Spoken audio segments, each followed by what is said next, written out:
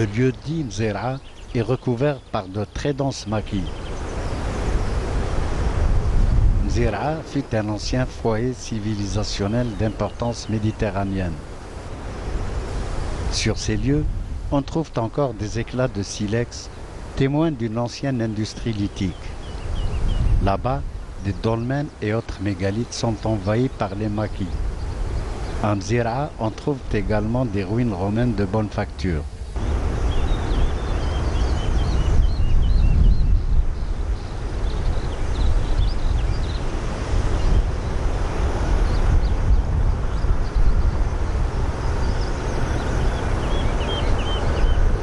Cette région a de tout temps attiré l'homme, aussi bien les Carthaginois, les Romains, et on a plusieurs sites qui sont disposés à travers la wilaya. Mettons le cap sur les massifs de Bougouz. La commune de Bougouz renferme un riche patrimoine archéologique. Ce patrimoine concerne tous les cantons de Bougouz. Il s'agit des 7 à 8 hameaux tels Ain Kbir, Rehan, Nazl Beldi, Ouled Driss et El Mrouj. Bref, chaque...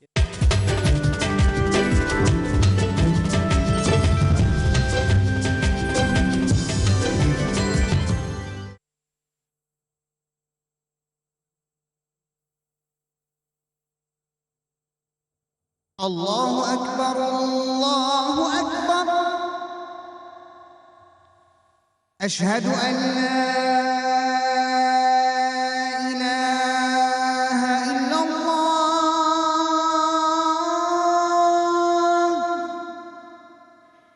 أشهد أن لا إله إلا الله أشهد أن محمدًا رسول الله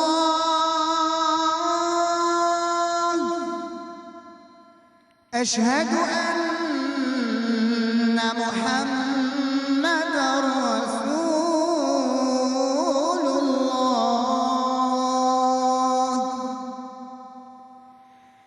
حي على الصلاة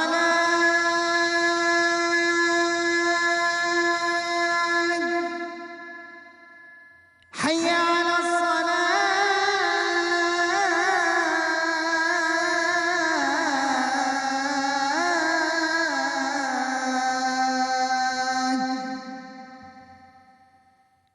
حي على الفلاح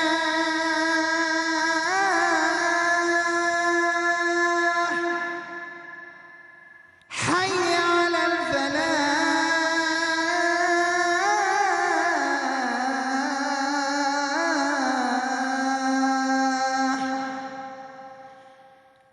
الله أكبر الله أكبر لا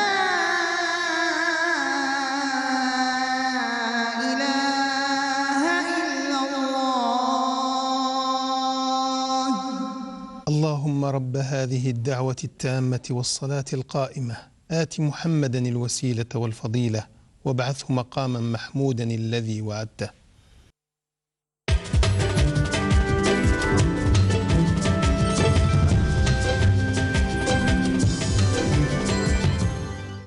hameaux tels Ain Kbir, Rehan, Nazl Beldi, Ouled Driss et El Mrouj. Bref, chaque kilomètre carré de cette région de Bougouz renferme des vestiges situés soit à l'intérieur ou aux lisières des forêts. En grand nombre, ces mêmes vestiges datent de la préhistoire et de la période romaine.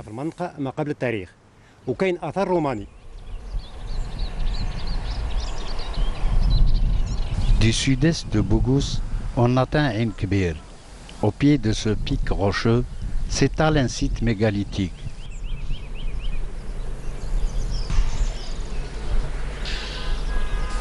Le dolmen de Ain Kbir est encore debout. Aujourd'hui, cet temple préhistorique ne renferme plus d'ossements humains ou autres objets funéraires. Sur ce site trône une dalle posée sur des pierres verticales.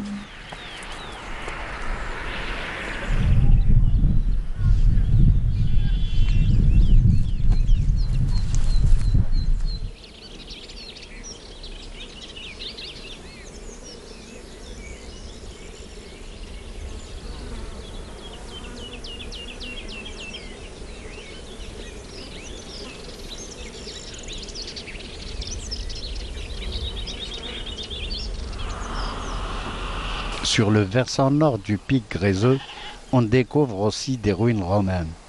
Il s'agit surtout de grosses dalles de grès bien façonnées ayant servi à des édifices romains. Ces ruines s'apparentent à ceux d'une forteresse militaire romaine du IIe siècle de l'ère chrétienne.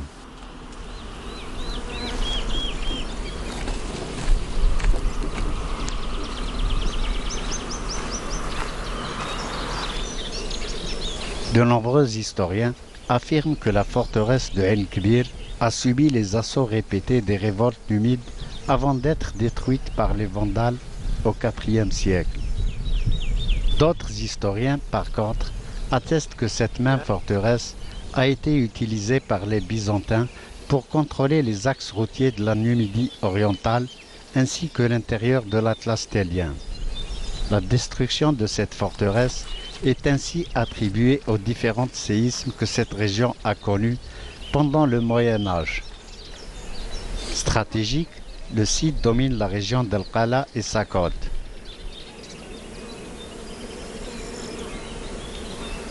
Au niveau de la façade ouest de cette forteresse militaire romaine, au rôle bien défensif, on peut aussi voir de nombreuses ruines. Il s'agit surtout de pierres de taille de bonne facture ayant servi à la construction de bâtiments militaires. Cet édifice romain est loin d'avoir révélé ses secrets.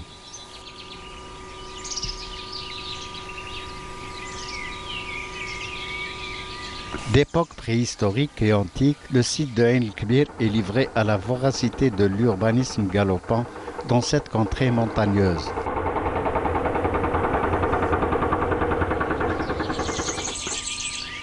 Plus au sud, le pic gréseux de Ouled Driss renferme aussi de nombreuses ruines romaines.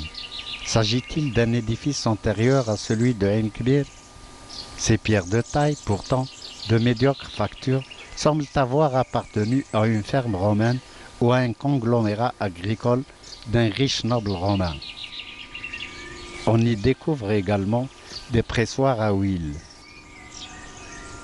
La thèse justifiant l'existence d'une forteresse romaine comme celle de El Kbir est donc battue en brèche.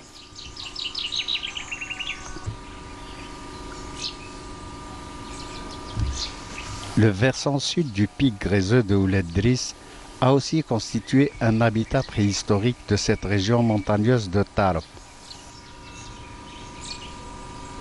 Coiffé de beaux chênes, ce monticule rocheux semble avoir renfermé des mégalithes aujourd'hui disparus. À même ces parois rocheuses existent des écritures sous forme de rainures gravées sur des blocs de grès. Ces signes appartiennent vraisemblablement aux Berbères.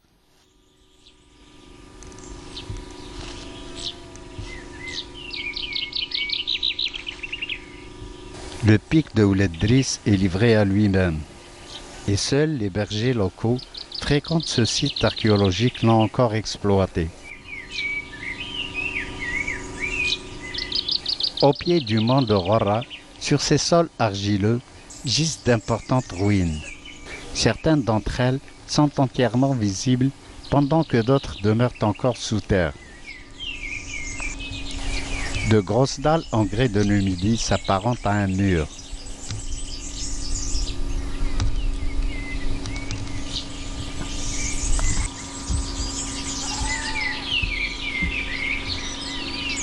De pans entiers de ce site romain de Rora ont été transformés en gabillons.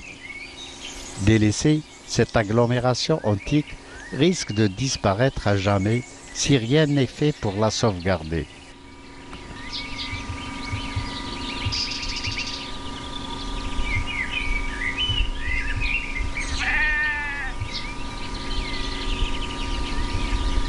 Au nord de Rora, on découvre un autre site mégalithique. Ce dolmen est perché sur un mamelon argileux. La table ou dalle gréseuse qui le couvre est toujours assise sur des pierres ou orthostates. Ces monuments sont interprétés comme étant des tombes funéraires préhistoriques ayant abrité des sépultures individuelles ou collectives. Les archéologues français comme Xel ou Camp ont étudié ces sépultures numides. À l'époque, ces tombes étaient bien conservées. Elles renfermaient des ossements humains ainsi que des objets funéraires. Ce dolmen surplombe la zone lacustre d'El Qala et surtout sa frange littorale.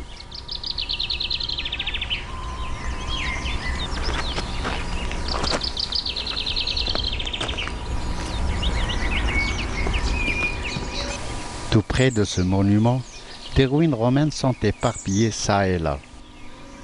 Sur un autre mamelon, on découvre un basinat. De forme circulaire, ce type de tombe funéraire date du haut néolithique. Les basinats précèdent les dolmens qu'on attribue au début de la période protohistorique. Au bas du basinat s'étale ce que fut naguère une nécropole romaine ainsi que de nombreuses tombes libyco-berbères.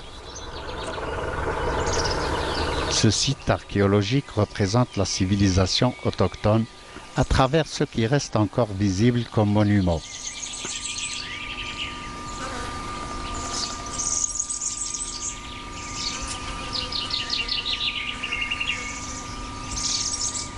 Des massifs boisés de Rara, on accède à la dense forêt de chênes-lièges de Ain Kbir.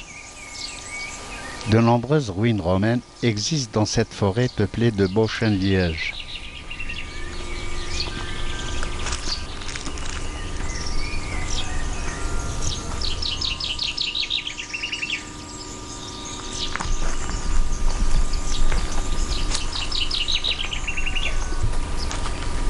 Dans cet amas de ruines, on trouve de nombreux fragments de poterie romaine.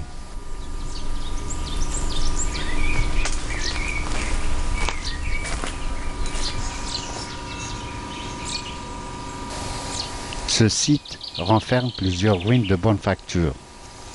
Ces ruines semblent avoir appartenu à des édifices romains. Au IIe et IIIe siècle, des vétérans issus des légions romaines se sont implantés dans cette région montagneuse où ils ont pratiqué l'agriculture. Les richesses hydriques et forestières de Bogous ont ainsi permis à des fermes de prospérer et de se transformer en bourgades peuplées surtout de Romains et de Numides romanisés. Sur plusieurs hectares, on découvre de nombreux pressoirs à grains et à huile. Ici, la culture des oléacées, oliviers et lentisques était pratiquée d'une manière intensive et extensive. Non loin des pressoirs, existe une énorme tablette façonnée à partir d'un grand bloc de grès. Son usage demeure jusque-là méconnu. Par sa configuration, aurait-elle servi à des activités agricoles, comme par exemple la mesure ou la quantification des céréales. Cette tablette en pierre de taille porte des rainures sur ses bordures. Elle fait partie du décor où se mêlent de nombreuses ruines.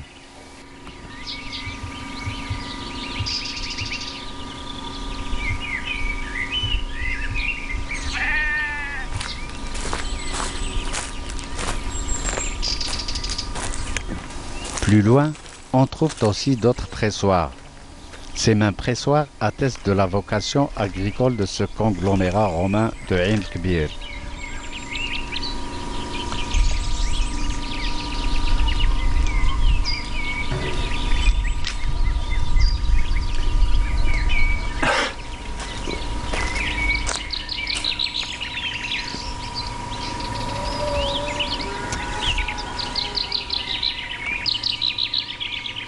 Des fermes romaines de Ain Kbir, seuls ces vastes champs de ruines sont visibles et s'étalent sur de nombreux hectares.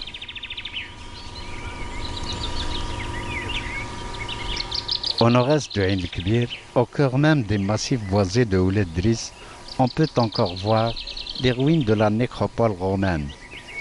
Les stèles funéraires sont formées de gros blocs de grès. Tantôt debout, tantôt effondrés, ces mêmes stèles témoignent de l'importance de cette bourgade antique de Ouled Driss, jadis peuplée de vétérans romains et leurs familles.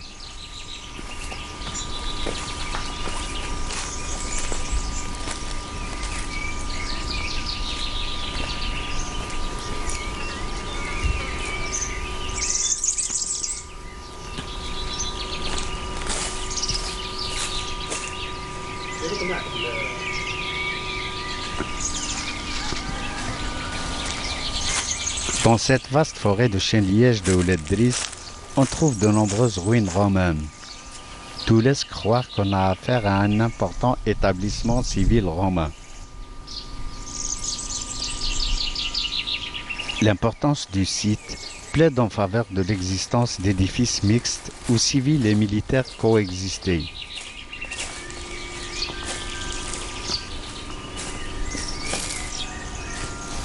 C'est au nord-est de Ouled Driss que les ruines prennent de l'ampleur. On y découvre un important bloc de grès bien façonné issu d'une stèle qui aurait appartenu à un édifice urbain. Seuls quelques signes sont grossièrement gravés sur le haut de cette pierre.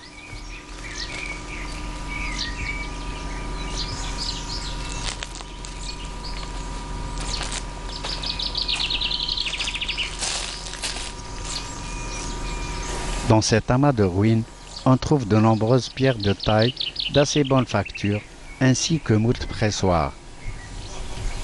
Aux abords de cette ravine s'amoncellent d'autres ruines aussi importantes que celles existantes au nord de Ouled Driss. Il s'agit là de vestiges issus de nombreux édifices romains tombés en ruine. Le site romain de Ouled Driss, qui s'étend sur plusieurs dizaines d'hectares, est édifiant par l'importance et la diversité des ruines qu'il renferme.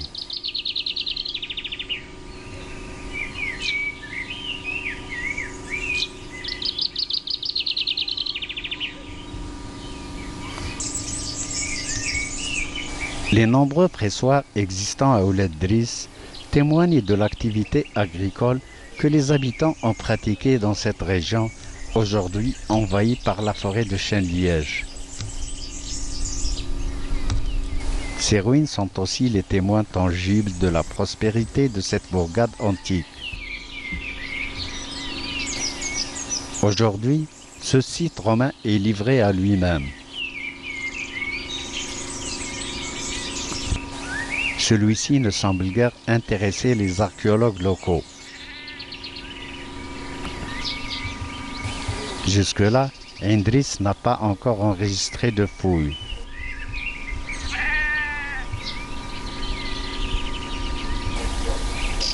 Malgré l'absence d'inscriptions romaines sur ce site, certains parmi les archéologues français qui l'ont visité attribuent sa fondation au IIe siècle de l'ère chrétienne.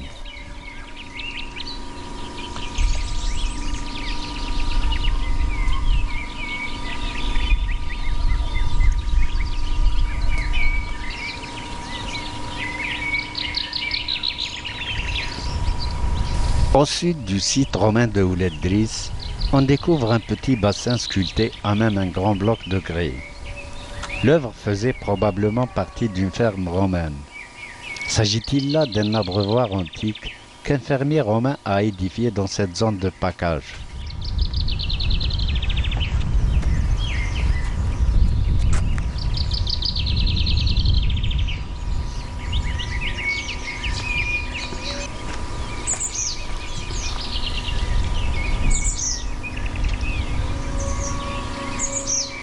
Sur le versant ouest du mont de Ghorra, au lieu dit Nezl Beldi, existent de nombreux édifices romains. Fermes agricoles et forteresses militaires romaines sont dissimulées dans ces massifs boisés. Malheureusement, et c'est dommage d'ailleurs qu'on n'a pas su valoriser ce riche patrimoine archéologique. Les riverains tiennent à sa préservation. Par contre, les autorités locales semblent le négliger et le délaisser, alors qu'elles sont censées gérer ce même patrimoine et le protéger. Mettons le cap sur le nord-est du mont de Ghorra. D'importantes ruines romaines de très bonne facture surgissent de cette forêt de chênes-lièges. Il s'agit du lieu-dit Sarfatba.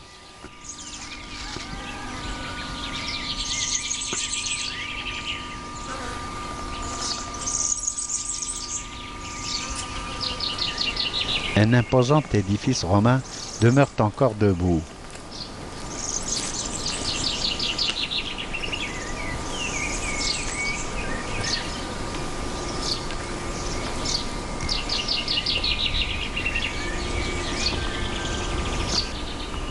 Les murailles de ce grand bâtiment antique sont par endroits intactes. Ils semblent avoir résisté au temps et aux affres de la destruction.